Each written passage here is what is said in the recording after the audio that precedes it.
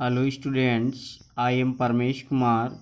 I will teach subject Social Science class 10th Hindi medium.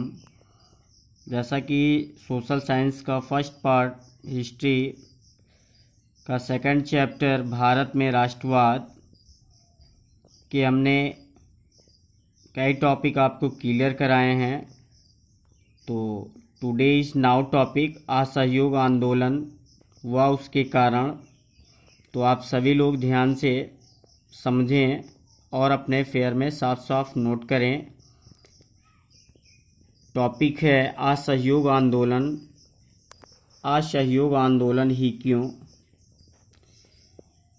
तो आप सबसे पहले इसे ध्यान से इसकी समरी को समझें।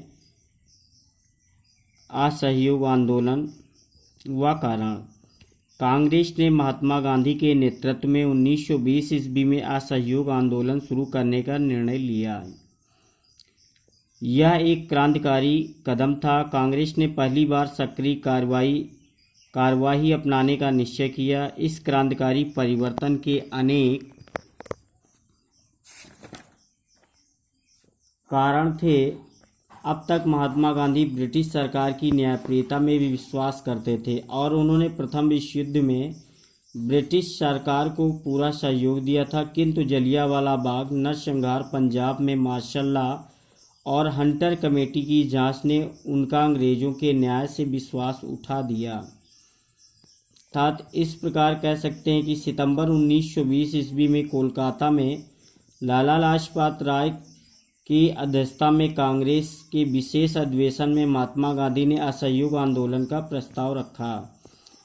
C.R. दास, B.C. पाल, एनी बेसेंट, जिन्ना और मालवीय जी ने इसका विरोध किया, लेकिन दिसंबर 1920 ईस्वी में कांग्रेस के नियमित अधिवेशन में असहयोग आंदोलन का प्रस्ताव बहुमत से पारित हो गया तथा विरोधियों ने भी इस प्रस्ताव का समर्थन किया। इस आंदोलन के मुख्य बिंदु थे किताबों तथा मानव पदों का त्याग, स्थानीय निकायों में नामजदगी वाले पदों में इस्तीफा, सरकारी दफ्तरों या सरकारी अफसरों के सम्मान में आयोजित उत्सवों में भाग न लेना, बच्चों को स्कूल से हटा लेना, अदालतों का बहिष्कार, फौज में भर्ती का बहिष्कार आदि। इस आंदोलन का भारतीय जनता पर गहरा प्रभाव पड़ा। विदेशी वस्तुओं की होली जलाई गई। बहुत से छात्रों ने स्कूल तथा कॉलेजों का बहिष्कार किया। महात्मा गांधी ने केसरे हिंद का खिताब छोड़ दिया। 13 नवंबर 1921 ईस्वी को प्रिंस ऑफ वेल्स के भारत आगमन के समय मुंबई में हड़ताल रखी गई। दिसंबर 1921 ईस्वी में प्रिंस के कोलकाता आगमन पर ही हड़ताल रखी गई। ब्रिटिश सरकार ने इस आंदोलन को कुचलने के लिए व्यापक दमन चक्र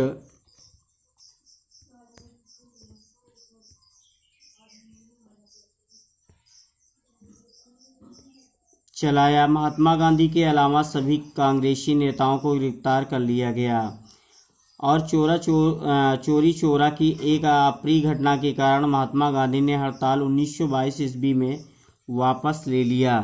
अर्थात चोरी चोराई घटना जो है उत्तर प्रदेश के गोरखपुर ज़िले में घटित हुई थी।